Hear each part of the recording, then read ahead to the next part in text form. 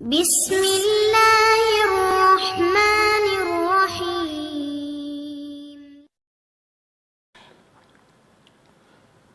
அஸ்ஸலாமு அலைக்கும் வரஹ்மத்துல்லாஹி வபரகாத்துஹு. அன்பிற்குரிய சகோதர சகோதரிகளே, நீங்களும் ஆலிம்களாகலாம் என்ற பாடத்தில் புதன் வியாழன் ஆகிய 2 நாட்கள் திருக்குர்ஆன் வசனங்களுடைய நேரடி தமிழாக்கத்தையும் அதில் உள்ள விளக்கங்களையும் பார்த்து வருகிறோம். இதுவரை சூரத்துல் பக்கராவில் 236 வசனங்களை பார்த்துருக்குறோம். இன்றைக்கி 237வது வசனம். இந்த வசனமும் முந்தைய வசனங்கள் போலவே விவாகரத்து சம்பந்தப்பட்ட சட்டங்களைத்தான் சொல்லுகிறது. இதில் அல்லாஹ் என்ன சொல்கிறான்னு கேட்டால், ஒயின் தல்லக்துமூஹுன்ன, அந்த பெண்களை, அதாவது மனைவிமார்களை நீங்கள் விவாகரத்து செய்தால், விவாகரத்து செய்தால்ங்கிறதுல இந்த தல்லக்க என்பதனுடைய சென்றகால வினை தானே, அதனுடைய முன்னிலை பன்மை எப்படி வரும்னு கேட்டால் தல்லக்தும், தல்லக்த, தல்லக்துமா, தல்லக்தும் என்று வரும். இந்த வார்த்தைக்கு பின்னாடி ஒரு லமீரை சேர்த்தோண்டு வைங்க. அப்படி சேர்த்தோம்னு சொன்னால் ஒரு வாவோடு சேர்த்தான் அது சேர்ப்பாங்க. தல்லக்தும் இருக்குல்ல, தல்லக்தும் ஹுன்ன அப்படி சொல்ல மாட்டாங்க. தல்லக்துமூ ஹுன்ன, அது மாதிரி ஹூ சேர்த்தன்னு வைங்க. தல்லக்துமூஹு, தல்லக்துமூஹுமா, தல்லக்துமூஹும். அந்த காயிபான 6 லமீர் இருக்குல்ல, காயிபில் உள்ள லஹூஹுமாகும் ஹாஹுமாஹுன்னு வரக்கூடிய அந்த 6 லமீர்கள், இந்த 6 லமீர்கள் இந்த முன்னிலை பன்மையாக வரக்கூடிய சொல்லில் சேர்ந்துச்சின்னு சொன்னால் அதை சேர்ப்பதற்கு ஒரு வாவு ஒன்று என்ன செய்வாங்க, இணைத்து கொள்வார்கள். இது ஏற்கனவே ஒரு சொல்லில் இதே மாதிரி உங்களுக்கு விளக்கியிருக்கிறோம். ஒயின் தல்லக்தும், தல்லக்தும் ஹுன்ன தான் அசல். அந்த ஹுன்னவை சேர்க்குற காரணத்தினால ஒரு வாவை போட்டுக்கிறாங்க. ஒயின் தல்லக்துமு ஹுன்ன, அந்த பெண்களை நீங்கள் விவாகரத்து செய்தால், மின் கபலி அன் தமஸ்ஸு ஹுன்ன. மஸ்ஸ என்று சொன்னால் தொட்டான், தீண்டினான் என்று அர்த்தம். மஸ்ஸன என்ன அர்த்தம்? இந்த தொடுறோம்ல விரல்னால் தொடுறேன்னா இதுக்கு பேர் மஸ்ஸு. ஆனால் குடும்ப வாழ்க்கையில் கணவன் மனைவி சம்பந்தமாக மஸ்ஸுன்னு வந்துச்சின்னு சொன்னால் தொடுவதுங்கிற அர்த்தம் கிடையாது. இல்லற வாழ்க்கையில் நடத்துறதுன்னு அர்த்தம். தீண்டுவதுன்னு சொல்கிறோம்ல, தீண்டுதல் என்பது ஒரு மனைவியை தீண்டினான் என்று சொன்னால், அல்லது கணவனை மனைவி தீண்டினாள் என்று சொன்னால் அதனுடைய அர்த்தம் என்னவாயிரும்னு கேட்டால் தாம்பத்தியத்தை குறிக்கக்கூடியது ஆயிரும். மற்ற இடங்களில் இந்த மஸ்ஸன் வச்சுன்னா தொடுறது தான். மஸ்ஸுல் முஸ்ஹபி, குர்ஆனை தொடுவது, பெஞ்சை தொடுவது, ஒரு ஆளை தொடுவதுன்னு வெறுமனே தொடுதல் என்பது தான் மஸ்ஸ என்பதனுடைய அர்த்தம். இந்த லாய மஸ்ஸுஹு இல்லல் முத்தஹரூன், தூய்மையானவர்களை தவிர யாரும் இதை தொடமாட்டார்கள்லாம் வருதில்ல, அதெல்லாம் இந்த மஸ்ஸை தான் அது. இப்போ மஸ்ஸ என்கிற வார்த்தைக்கு நேரடியான அர்த்தம் தொடுவது. கணவன் மனைவி சம்பந்தமாக மஸ்ஸுன்னு போட்டோம்னு சொன்னால் குடும்ப வாழ்க்கையில் அதை நாகரிகமாக சொல்லணும்ல, அதுக்காக வேண்டி தொடுறதுக்கு முன்னாடின்னு சொன்னால் என்ன செய்யணும், அதை பச்சையாக சொல்லக்கூடாது என்பதற்காக வேண்டி ஒரு நாகரிகமாக என்ன செய்வாங்கன்னா இந்த சொல் வேற ஒரு சொல்லாக மாற்றி சொல்கிறாங்க. அல்லாவும் அந்த மக்களுடைய வழக்கில் அல்லாவும் அதுதான் சொல்கிறான். அப்போ மின் கபலி அன் தமஸ்ஸு ஹுன்ன, மஸ்ஸ என்றால் தொட்டான் அர்த்தம். இந்த இடத்துல மஸ்ஸவுக்கு குடும்ப வாழ்க்கை நடத்தினான், அதாவது தாம்பத்தியம் நடத்தினான் என்று அர்த்தம். இந்த குடும்ப வாழ்க்கையில் வர்றதுனால அப்போ மஸ்ஸவுலேருந்து எப்படி வரும்? மஸ்ஸ எமஸ்ஸு, மஸ்ஸங்கிறது சென்ற காலம், எமஸ்ஸுங்கிறது வருங்காலம். எமஸ்ஸு எமஸ்ஸானி எமஸ்ஸூன, தமஸ்ஸு தமஸ்ஸானி எம்சஸ்ன, அந்த பிரிச்சுருவோம் அந்த இடத்துல. மறுபடி தமஸ்ஸு தமஸ்ஸானி தமஸ்ஸூன, அந்த தமஸ்ஸூன என்பது தான் இந்த சொல்லு. இந்த தமஸ்ஸூன் இருக்குது, தமஸ்ஸுங்கிறது தமஸ்ஸூன அப்படின்னு இருக்குது. தமஸ்ஸூன என்பதில் அன் என்ற வார்த்தை, இந்த என்ன கிராமரை முடிச்சுட்டு அர்த்தம் செய்யணும் வருங்க. என்ன கிராமர் ரொம்ப நாள் ஆயிடுச்சுன்னு இது நீங்கள் மறந்துருப்பீங்க. இதெல்லாம் உங்களுக்கு நடத்தப்பட்ட கிராமர் தான். சும்மா ஞாபகப்படுத்துறது தான். அப்போ இந்த அன் என்ற வார்த்தை வந்து வருங்கால வினையில் வந்துச்சின்னு சொன்னால் என்ன செய்யும், நசபு செஞ்சிடும். இப்போ எல்ரிபுன்னு இருக்குது, அன் எல்ரிப, எல்ரிபு என்று இருந்தது, என்ன வந்துடும், அன் சேர்த்துட்டோம்னா அன்னு லன்னு கை இதன் இந்த 4 சொல்ல உங்களுக்கு ஏற்கனவே சொல்லி தந்திருக்கிறோம். அப்போ அன்லன் கை இதன் என்கிற இந்த 4 சொற்களும் வருங்கால வினை சொல்லோடு சேரும் என்று சொன்னால் அந்த இடத்துல அந்த வருங்கால வினை சொல்லுக்கு வந்து என்ன செய்யணும்னா ஒருமையில் நசபு செஞ்சிடும், இருமை பன்மையில் நூனையெல்லாம் நீக்கிறோம். பெண்பால் பன்மையில் உள்ள நூனு வந்து எப்போவுமே நீங்காது, போவாது. அப்போ அந்த மாதிரி வரும்போது தமசூனன்னு இருக்குமா, தமசூனவில் அன் சேர்ந்தவுடனே அன் தமசூ, தமசூன் அந்த இடத்துல நூனு இருக்குது. இந்த அன் இல்லாட்டி தமசூனன்னு வந்திருக்கும். அன் தமசூன ஹுன்னன்னு இருக்குல்ல, அந்த இடத்துல வந்து தமசூன என்பது தான் வருங்காலத்தில் முன்னிலையில் பன்மைக்கு உரிய சொல். அப்போ அன் வந்ததுனால என்னவாச்சுன்னா அன் தமசூன என்பதில் நூனு போயிடுச்சு. அப்போ அதுக்கடுத்து என்ன செய்யணும்னா அந்த அன்னு வந்துச்சுன்னு சொன்னால் அந்த வருங்கால வினையை வந்து அர்த்தத்தை மாற்றிடும், மஸ்தர் ஆக்கிரும். அதாவது தமசூனண்டா நீங்கள் தொடுவீர்கள் அல்லது தொடுகிறீர்கள், நிகழ்கால அர்த்தமும் கொடுக்கலாம் வருங்கால அர்த்தமும் கொடுக்கலாம்ல. தமசூனன்னு சொன்னீங்கன்னா வருங்காலத்தில் தொடுவீர்கள் அல்லது தொடுகிறீர்கள் அப்படிங்கிற அர்த்தம் அதுக்கு வந்துடும். இந்த அன் சேர்ந்துட்டீங்கன்னு சொன்னால் அது என்ன ஆயிரும்னா அன்னும் தமசும் சேர்ந்து மஸ்தர் ஆகிக்கிறோம். எப்படி மஸ்தர் ஆகும்னு கேட்டால் மஸ்தர்னா அந்த அந்த சொல்லு மஸ்தர் ஆயிரும், லமீரும் சேர்ந்துடும். உதாரணமாக எல்ரிபுன்னு இருக்குது, எல்ரிபுல அன் சேர்த்துட்டோம்னா அன் எல்ரிப, இது என்ன ஆயிரும்னா அடித்தல்ன்ற அர்த்தத்துக்கு மாறிடும். அடித்தல்னு மட்டும் மாறாது, அந்த எல்ரிபுல என்ன லமீர் இருக்கிறது, ஆண்பால் ஒருமை இருக்குதுல்ல, அப்போ அவனுடைய அடித்தல் ஐ எல்ரிபன்னு சொன்னால் அவன் அடித்தல், ஐ எல்ரிபா அந்த 2 பேர் அடித்தல், லர்புஹுமான்னு வந்துடும். ஐ எல்ரிபு லர்புஹும் அவர்கள் அடித்தல், அன் தல்ரிப லர்புஹா லர்பும் வந்துடனே அந்த லமீரையும் கொண்டு வந்துடணும். மஸ்தர் ஆக்குறதுன்னு சொன்னால் வருங்கால வினையை வந்து மஸ்தராக வெறுமனே அடித்தல்னு அர்த்தம் செய்யக்கூடாது. அவனுடைய அடித்தல் அவளுடைய அடித்தல் எத்தனை பேருக்குரிய சொல்லாக இருக்கிறதோ அந்த லமீரையும் பின்னாடி சேர்த்துறன்னு மஸ்தர் ஆக்கும்போது. இப்போ தமசூவில் வந்து என்ன இருக்குது, அன் தமசூனா என்னது, மஸ்ஸனா தொட்டான்னு எடுத்தன மஸ்ஸு மட்டும்தான், மஸ்தர் என்னது மஸ்ஸுன் தொடுதல்னு வருது. அப்போ இதில் வந்து என்ன மஸ்ஸுஹும் மஸ்ஸுக்கும் தமசுன்னு வருதுல, தமசூவில் என்ன லமீர் இருக்கு, கும்ங்கிறது இருக்கும். அதாவது எம்எஸ்ஸுலேருந்து எம்சுசன வரைக்கும் ஹுவ ஹுமாஹும் ஹிய ஹுமாஹும்னு அந்த 6 லமீர் இருக்கும். முன்னிலையில் என்ன இருக்கும்னு கேட்டால் க குமாக்கும் கி குமாக்குன்னு அந்த லமீர் வந்து முன்னிலையில் மறைஞ்சு நிற்கும். அப்போ இதை மஸ்தர் ஆக்குறது எப்படி ஆக்கணும்னா மஸ்ஸுக்கும் அந்த மஸ்ஸுன்னு சொன்னால் நீங்கள் தொடுவது, அந்த அன் வந்ததுனால தொடுதல்ங்கிற அர்த்தமாக மாறிக்கிறேன், நீங்கள்ங்கிறது சேர்ந்துக்கிறதுனால வெறுமனே தொடுதல்னு அர்த்தம் வராது. இந்த அன் வந்து மஸ்தர் ஆக்கும்னு சொல்கிறோம்ல, இது வந்து புதுப்பாடம் கிடையாது, இது ஏற்கனவே கிராமரில் உங்களுக்கு சர்ஃபில் நடத்தின விஷயந்தான். நீண்ட காலம் ஆகிட்டதுனால நீங்கள் மறந்துருப்பீங்கன்னு ஒரு நினைவூட்டல் தான் இது. அப்போ அன் தமசு, அதாவது மஸ்ஸுன்னா அன் தமசுன்னா மஸ்ஸுக்கும் நீங்கள் தொடுவது, மின் கபலி மஸ்ஸிக்கும் நீங்கள் தொடுவதற்கு முன்னால், ஹுன்ன அவர்களை, அதாவது மறுபடியும் அர்த்தம் செய்யுங்க, ஒயின் தல்லக்துமோ ஹுன்ன அந்த மனைமார்களை நீங்கள் விவாகரத்து செய்தால், மின் கபலி அன் தமசு ஹுன்ன அவர்களை நீங்கள் தீண்டுவதற்கு முன்ன, தொடுவதுன்னு அர்த்தம் செய்ய வேணாம், தீண்டுவதுன்னு வச்சுக்கிறோம். தீண்டுதல்ங்கிற வார்த்தையை தமிழில் என்ன செய்வாங்கன்னு கேட்டால் அந்த குடும்ப வாழ்க்கைக்கு பயன்படுத்துவாங்க. தமிழில் அந்த மாதிரி தான் இருக்குது. அவளை தீண்டவே இல்லை அப்படின்னா என்ன அர்த்தம்னா குடும்ப வாழ்க்கையில் ஈடுபடலைன்னு அர்த்தத்துக்கு வந்துடும்.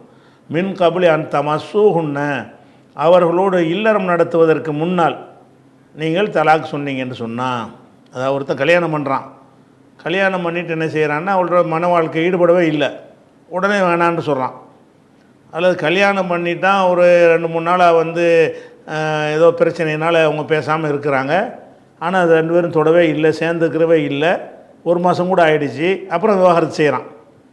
சில இப்போ இலங்கை மாதிரி பகுதிகளில் என்ன செய்வாங்கன்னா, கல்யாணத்தை பண்ணிவிட்டு மனைவியோ அந்த அந்த பெண்ணை வந்து தாய் வீட்டில் வச்சுக்கிடுவாங்க ரொம்ப நாளைக்கு. 6 மாதத்துக்கு பிறகு சேர்த்து வைப்பாங்க. முதல்ல கல்யாணத்தை பண்ணிவிடுவாங்க, அப்புறமேலு சேர்த்து வைக்கிறதுக்கு ஒரு ஃபங்க்ஷன் வைப்பாங்கல்ல. அந்த மாதிரி காலகட்டத்தில் ஒருத்தன் தலாக்கு சொல்லிவிட்டான். கல்யாணம் நடந்துச்சு, அவங்க சேரலை.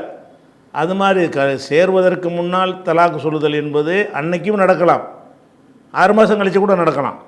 ஏன்னா இவங்களுடைய மூட நம்பிக்கையினால் 6 மாதம் சேர விடாமல் ஆக்கியிருப்பாங்க. அந்த மாதிரி நேரையில் விவாகரத்து பண்ணிட்டான்.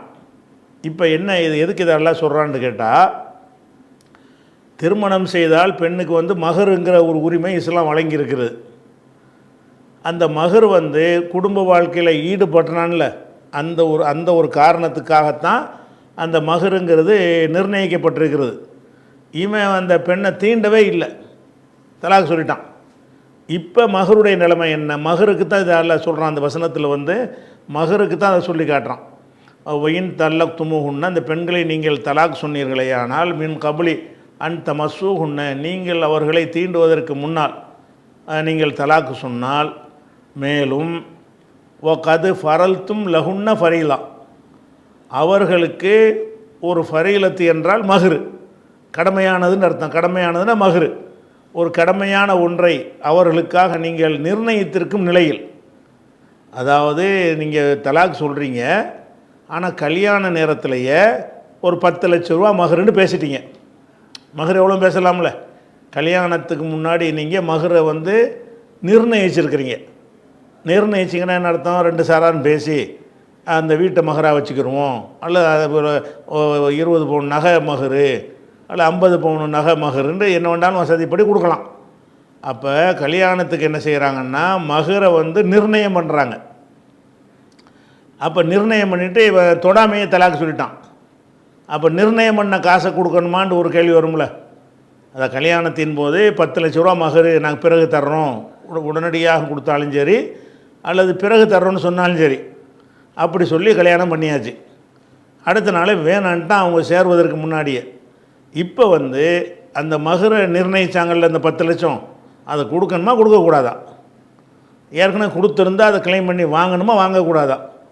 அப்படிங்கிறதுக்குரிய சட்டத்தை தான் அல்ல இதில் சொல்கிறான். என்ன சொல்கிறான்னு கேட்டால், நீங்கள் ஒரு தொகையை நீங்கள் நிர்ணயித்து இருந்தீர்கள் என்று சொன்னால் அதில் பாதியை கொடுங்க. 10 லட்ச ரூபா மகருன்னு பேசியிருந்தீங்களா, 2 பேரும் சேரலையா, சேராமே நீங்கள் தலாக்கு சொல்கிறீங்களா, பாதியை கொடுத்துருங்க. அப்போ வந்து சேர்ந்துட்டாங்கன்னா முழு மகர் அவளுக்கு சொந்தமாயிரும். இப்போ இந்த மகரை வந்து முதல்லையே அவன் கொடுத்து இருந்தான்னு வைங்க, கொடுத்து இருந்தானேயானால் பாதியை தந்துருங்கன்னு இவன் கேட்கலாம். அதாவது ஒரு பெண்ணை கல்யாணம் பண்ணும்போதே 10 லட்சத்தை கையில் கொடுத்துவிட்டான், ஆனால் சேர முந்தி விவாகரத்து நடந்து போச்சு. அப்போ இந்த கணவன் என்ன செய்யலான்னு கேட்டால், நான் 10 லட்ச ரூபா உங்களுக்கு மகர் ஒத்துக்கிட்டேன், ஆனால் இப்போ இல்லற வாழ்க்கை நடத்தாமல் நான் டைவர்ஸ் பண்ணிட்டேன், அதனால நான் கொடுத்த 10 லட்சத்தில் 5 லட்சத்தை தாங்க, இவனும் கிளைம் பண்ணலாம். ஏன்னா பாதிதானவனுக்கு கடமை. அல்லது இனிமேல் தர்றதாக பேசியிருந்தான், வேணான்ட்டான், இப்போ அவன் எவ்வளோ கொடுக்கணும், பேசுனால பாதியை கொடுக்கணும். கொடுக்காமல் இருந்தானேயானால் இனி கொடுக்குறது பாதியை கொடுக்கணும். ஏற்கனவே கொடுத்துருந்தானேயானால் பாதியை கிளைம் பண்ணி வாங்கிக்கிறலாம். ஏன்னாட்டா அவளை தீண்டுவதற்கு முன்னாடி தலாக்கு சொல்லிட்டதுனாலையும் அந்த பேச்சுவார்த்தையை நடத்தி ஒரு கல்யாணம்னு ஆயிடுச்சுல, அதுக்கு அவளுக்கு ஒரு இழப்பீடு கொடுக்கத்தானே வேணும் என்பதற்காக வேண்டி பாதி மகரு.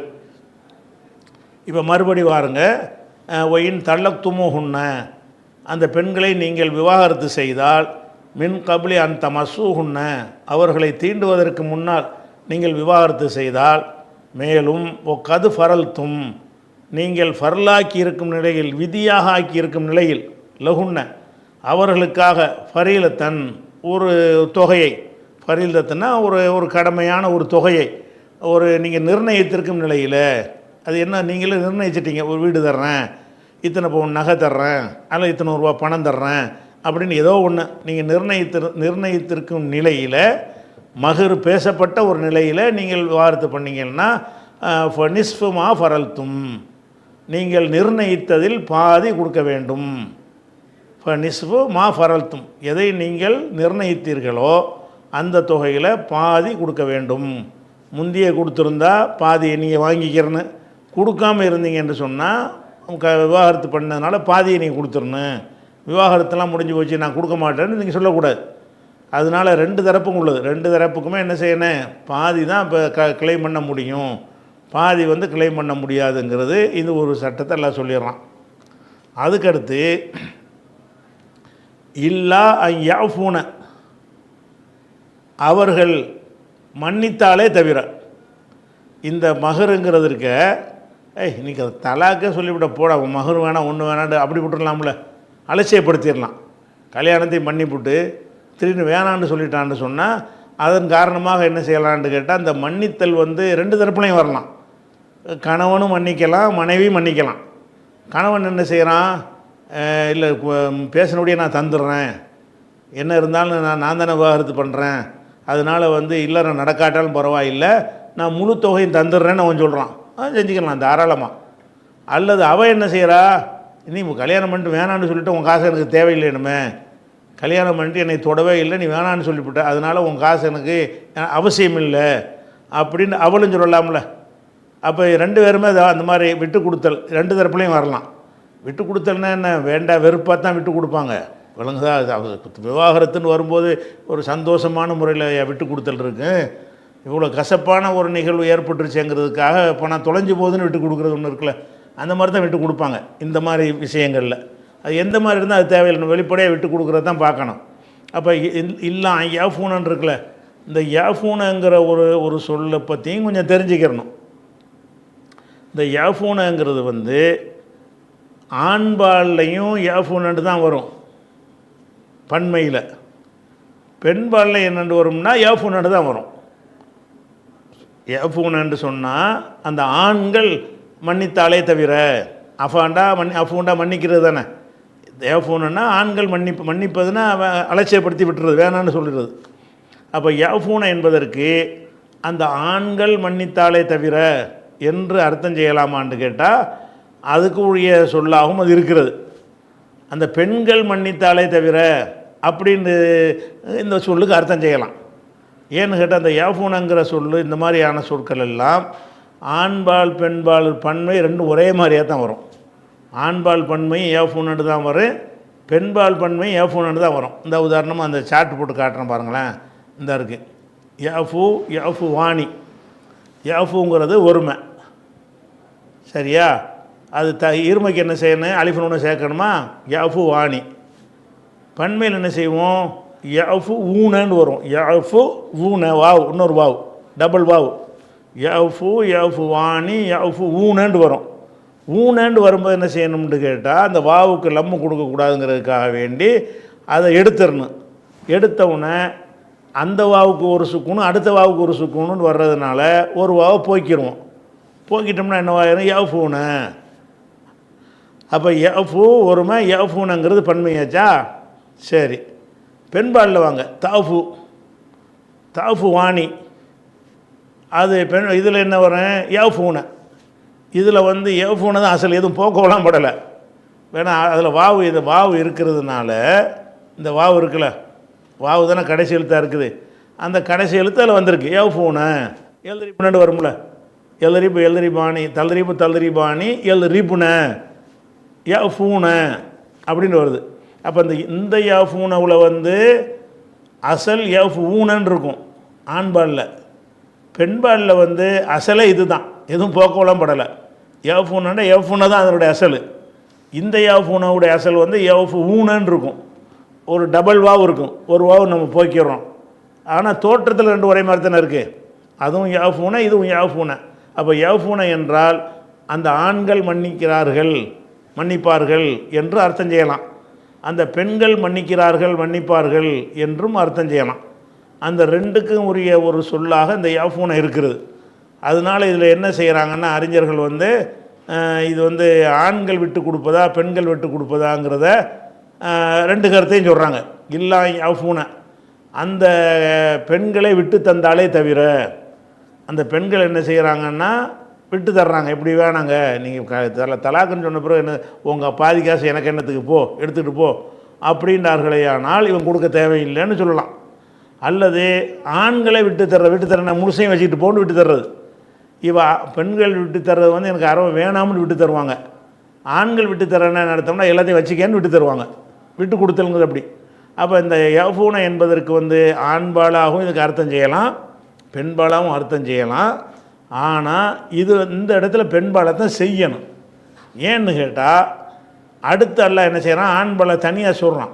யஃபு அல்லது எதிகி உக்குத்து நிக்காஹுடைய அந்த ஒப்பந்தம் யார் கையில் இருக்கிறதோ அவன் மன்னித்தாலே தவிர இங்கே இந்த யஃபுன்ற ஆண்பால் வந்துருச்சு. இது ஆண்பாலுக்கு அடுத்த வார்த்தை வந்துட்டதுனால இந்த யாஃபூனை பெண்ணுக்கு தான் குறிக்கும். இல்லா யாஃபூனை அந்த மனைவிமார்கள் விட்டு தந்தாலே தவிர, எதை விட்டு தர்றாங்க, மகரே விட்டு தந்துடுறாங்க, வேணாம் தொலைஞ்சு போ, தரவே வேணாம் போ என்று விட்டு தந்தாலே தவிர, அல்லது யஃபு அல்லது இப்போ எதிகி யார் கையில் இருக்கிறதோ உக்குதத்து நிக்காஹுடைய உடன்படிக்கை யார் கையில் இருக்கிறன்னா அந்த புருஷங்காரன் அவன் விட்டு தந்தாலே தவிர, ஒன்று அந்த பெண்ணு விட்டு தரலாம் அல்லது புருஷன் விட்டு தரலாம். அப்போ யார் கையில் திருமணத்தினுடைய உடன்படிக்கை இருக்கிறதோ அவன் விட்டு தந்தாலே தவிர அப்படின்னு என்ன அர்த்தம், அவன் வந்து மொத்த மகனையும் வச்சுக்கிறங்கிறான். நான் வந்து பாதி கொடுத்தா சட்டப்படி போதும், இருந்தாலும் நான் விவாகரத்து பண்ணாலும் அவங்களுக்கு மன ரீதியாக பாதிப்பு வரும்ல, அதனால் மொத்தத்தையும் நான் தந்துடுறாங்க, 10 லட்சத்தையும் தந்துடுறேங்கிறான். அவன் விட்டு தர்றது அப்படி இருக்கும். இவள் விட்டு தர எப்படி இருக்கும், என்ன நீ வேணான்ட்டு உங்கள் ஆசை என்னத்துக்கியா, மொத்தத்தையும் நீனே வச்சுக்கேன்னு சொல்லுவதுக்கு பேர் இவன் விட்டு தர்றது. அப்போ ரெண்டு தரப்பில் யார் விட்டு தந்தாலும் அது குற்றம் வராது. விட்டு தந்தல்னு எங்கே வந்தாலும் குற்றம் வராதுல்ல. இது தலாக்கு சட்டத்துக்கு மட்டும் இல்லை. ஒரு ஆளுக்கு நான் கடன் கொடுத்துட்டேன், கேட்டு கேட்டு பார்க்குறேன், தரமாட்டேங்கிறான். கடைசியில் நான் என்ன செய்கிறேன், வேணாம் நீ தர வேணாம் போட, நான் விட்டுட்டேங்கிறோம். அப்புறம் ஏதாவது அல்ல கேட்பானா கேள்வி, யாராச்சும் கேட்க முடியுமா? தனக்கு உரியதை வேணாண்டு ஒருத்தர் விட்டு கொடுத்தாரையானால் அதில் வந்துக்கிட்டு யாரும் தலையிட முடியாது. சம்மந்தப்பட்டவர் அந்த கொடுத்த அவன் தான் பாதிக்கப்பட்டவன், அவனே வேணான்ட்டு அப்புறம் என்ன பஞ்சாயத்து இருக்குது? சட்டம் இவ்வளவுதான் சொல்லியாச்சு, பாதி மகர் தான் சட்டம். விரும்புனீங்களா முழு மகரையும் கொடுங்க, விரும்புனீங்களா மகரை வெத்தத்தை வேணாண்ட ரிஜெக்ட் பண்ணிடுங்க, அது உங்கள் சாய்ஸில் உள்ளது அப்படின்னு நல்லா சொல்லிடுறான். அப்போ வந்து அந்த பெண்கள் மன்னித்தாலே தவிர அல்லது யாருடைய கையிலே அந்த திருமண உடன்படிக்கை இருக்கிறதோ அவன் மன்னித்தாலே தவிர அப்படின்னு சொல்லிட்டு அல்லாஹ் என்ன செய்கிறான்னு கேட்டால், பாதி மகர் தான் கொடுக்கணும், ஆனால் இதில் கூட கணக்கு பார்த்துட்டு இருக்காதீங்க, கொஞ்சம் விட்டு கொடுக்குற ஒரு தன்மையை நீ வளர்த்துக்கிறங்க. அன் தாஃபு நீங்கள் விட்டு கொடுப்பது, தாஃபுங்கிறது என்ன சொல்லு, ஆண்பாளுக்குள்ளே சொல்லு. அன் தாஃபு ஆண்களாகிய நீ தாஃபூனன்ட்டு வரும், இந்த அன் வந்ததுனால அந்த நூனு போயிடுச்சு. அன் தாஃபு ஆண்களாகிய நீங்கள் விட்டு கொடுப்பது அக்ரபுல் தக்வா இறையச்சத்திற்கு நெருக்கமானது. அவளும் விட்டு கொடுக்கலாம், நீனும் விட்டு கொடுக்கலாம். ஆனாலும் யார் விட்டு கொடுப்பது சிறந்தது என்றால் அன் தாஃபு ஆண்களாகிய நீங்கள் விட்டு கொடுப்பது அக்ரபு நெருக்கமானது, லித்தக்குவா இறையச்சத்திற்கு ரொம்ப நெருக்கமானது அதுதான். அதனால் என்ன, நீங்கள் தான் கல்யாணம் பண்ண பாதிப்பு அவளுக்கு தானே.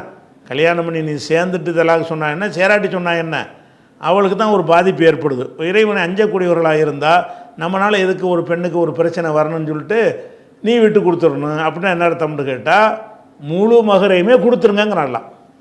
அதாவது பாதி மகர் கம்பல்சரி. சிறப்பு என்னன்னு கேட்டால், வேணாம் பேசியாச்சில் மகரை நீங்களே வச்சுக்கிறங்க, தாம்பத்தியம் நடக்காட்டாலும் பரவாயில்லை, பேசினபடி நீங்கள் எடுத்துக்கிறங்கன்னு சொல்லணும். சொல்லிவிட்டு அதில் என்ன செய்கிறான்னு கேட்டால், ஒலா தன்சவுல் ஃபதுல பைனக்கும் உங்களுக்கு மத்தியில் உள்ள ஃபதுல்னா மேம்பட்ட நிலை, மேம்பட்ட நிலையை ஒரு சிறப்பை நீங்கள் மறந்து விடாதீர்கள். லா தன்சவு நீங்கள் மறந்து விடாதீர்கள், அல் ஃபதுல பைன. இப்போ ஆண் வந்து பெண்ணை நிர்வகிக்கக்கூடியவன் என்கிற ஒரு சிறப்பு அவனுக்கு இருக்குல்ல, அதை நீ மறந்துடாத, நீ தான் விட்டு கொடுக்கணும். அவளும் விட்டு கொடுக்கலாம், அவள் விட்டு கொடுக்கறது மன நொந்து விட்டு கொடுப்பாள், நீ வந்து மன நிறைவில் விட்டு கொடுக்கலாம். அப்போ உனக்கு ஒரு மேம்பட்ட ஒரு நிலைமை இருக்கலாம், நீ சம்பாதிக்க முடியும், உனக்கு அது பெரிய பிரச்சனையாக இருக்காது. அப்போ நீ சம்பாதிக்கிறவனாகவும் கவனிக்கக்கூடியவனாக இருக்கிறதுனால நீங்கள் தான் விட்டு கொடுக்கறது சிறந்தது. அது சொல்கிறது காரணம் எல்லாம் என்ன சொல்கிறான்னு கேட்டால், உலா தன் சவ் நீங்கள் மறந்து விடாதீர்கள், அல் ஃபதுல பைனக்கும் உங்கள் மத்தியில் ஆண் பெண்ணுக்கு மத்தியில் இருக்கிற சிறப்பை மறந்துடாதீங்க. உங்களை வந்து அல்லாஹ் மேன்மைப்படுத்தியிருக்கிறான், ஆண்களை பெண்களை நிர்வகிக்கக்கூடியவர்கள் எல்லாம் படைச்சிருக்கிறான். அப்படி இருக்கும் பொழுது நீ என்னத்துக்கு சட்டத்துக்கு படி பாதி தரேன்னு இதுக்கு சொல்கிற, சட்டத்தில் பாதியாக இருந்தாலும் முழுசையுமே தரேன்னு சொல்லு. உனக்குள்ள சிறப்பணி என்ன செய்ய, அது நிலைநாட்டுங்க, ஆம்பளைங்கிற நிலைநாட்டு அப்படின்னு நல்லா என்ன செய்கிறான்னு கேட்டால், அதாவது விவாகரத்து தீண்டுவதற்கு முன்னாடி விவாகரத்து செய்தால் பாதி மகரு கண்டிப்பாக கொடுக்கணும்.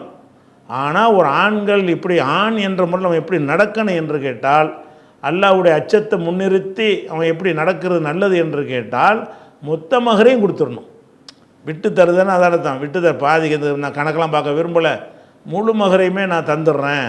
10 லட்சம் தானே பேசியிருக்கிறோம், அதில் ஏற்கனவே கொடுத்து விட்டீங்க, 1 கோடி ரூபா கூட மகரை கொடுத்து கல்யாணம் பண்ணிட்டீங்க, அடுத்த நாள் வேணான்ட்டீங்க, கொடுத்த ரூபாயை தாண்டு கேட்காத, கொடுத்துட்டீங்கள, கொடுத்து ஏதோ ஒரு காரணம் தான் வேணான்ட்டுச்சுல, உனக்குன்னு ஒரு சிறந்த ஒரு மனுஷனாக நீ இருவேன், எதுக்கு போட்டு அந்த பெண்கள் பாதிக்கப்படுற மாதிரி ஒரு காரியத்தை நீ செய்கிற, விவாகரத்து பண்ணுறது அவங்களுக்கு ஒரு பாதிப்பு, கொடுத்தெல்லாம் தாங்க அப்படின்னு கேட்குறதுங்கிற எப்படி சரியாக வரேன், பாதி கேட்கலாம் அவனுக்கு உரிமை இருக்குது, ஆனாலும் அதை கூட வேணாமே ஒரு அட்வைஸ் பண்ணுறான்ல, என்ன செய்யறான், அன் தாஃபு ஆண்களாகிய நீங்கள் வந்து அன் வந்ததுனால அன் தாஃபுன்னா அஃபுவுக்கும் ஆண்களாகிய நீங்கள் மன்னிப்பது, அந்த மஸ்தராவும் ஆக்கி அந்த கும்மையும் சேர்த்துக்கிறேன்னு, அன் தாஃபுன்னா அஃபுவுக்கும் நீங்கள் மன்னிப்பது, அக்ரபுல் தக்குவா இறையச்சத்திற்கு நெருக்கமானது, அதனால் ஆண்கள் தான் நீங்கள் விட்டு கொடுக்கணும், அவங்களும் விட்டு கொடுக்கலாம் நீங்களும் விட்டு கொடுக்கலாம், ஆனால் நீங்கள் தான் விட்டு கொடுக்குறது நல்லது.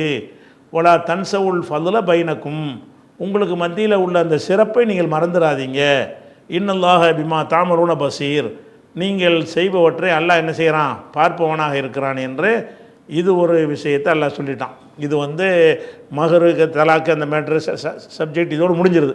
விவாகரத்து சம்பந்தமான அந்த தொடராக வந்துட்டு இருந்துச்சுல, அந்த விஷயம் வந்து 237வது வசனத்தோடு முடிஞ்சிருது.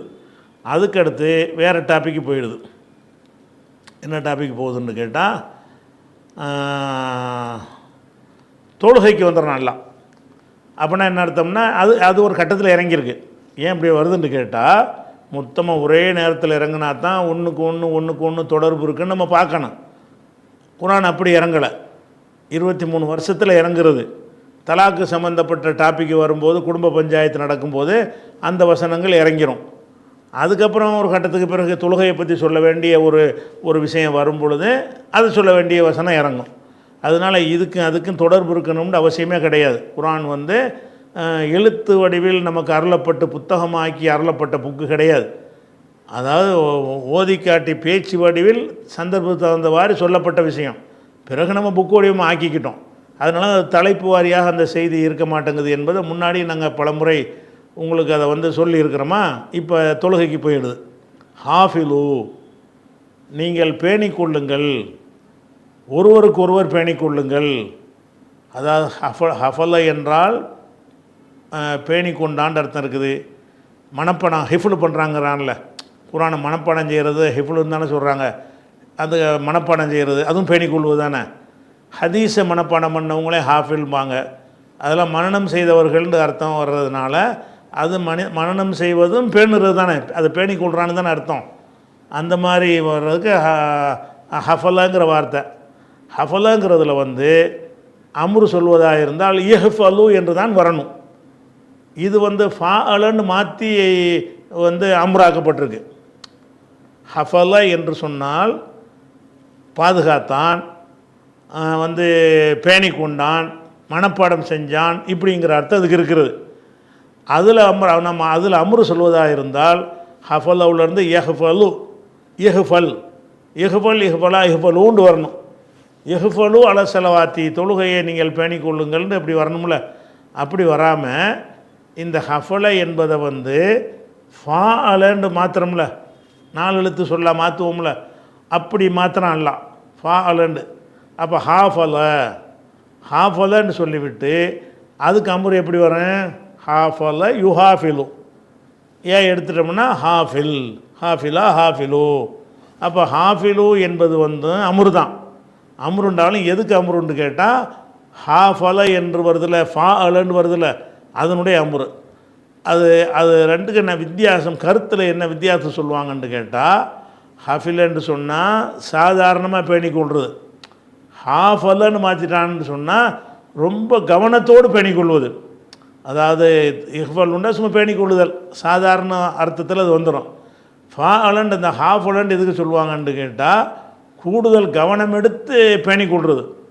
அந்த அர்த்தம் வருவதற்காகத்தான் அந்த ஹாஃபிலங்கிற வசனுக்கு மாற்றுறாங்க. ஹாஃபிலு, நீங்கள் பேணிக் கொள்ளுங்கள், அல சலவாத்தி, தொழுகைகளை. சலாத் என்பதனுடைய பன்மை சலவாத், தொழுகைகளை பேணிக் கொள்ளுங்கள். அப்போ தொழுகை 5 வக்துன்னு கிடையாது, ஆனால் தொழுகைகள்னு பன்மையில் இருக்குது. அப்போ தொழுகைகளை பேணிக் கொள்ளுங்கள் அப்படின்னு அல்லாஹ் சொல்கிறானா. இதனுடைய கூடுதல் விளக்கத்தையும் தொடர்ச்சியாக உள்ள விளக்கத்தை இன்ஷா அல்லாஹ் நம்ம நாளைக்கு பார்க்கலாம். அஸ்ஸலாமு அலைக்கும்.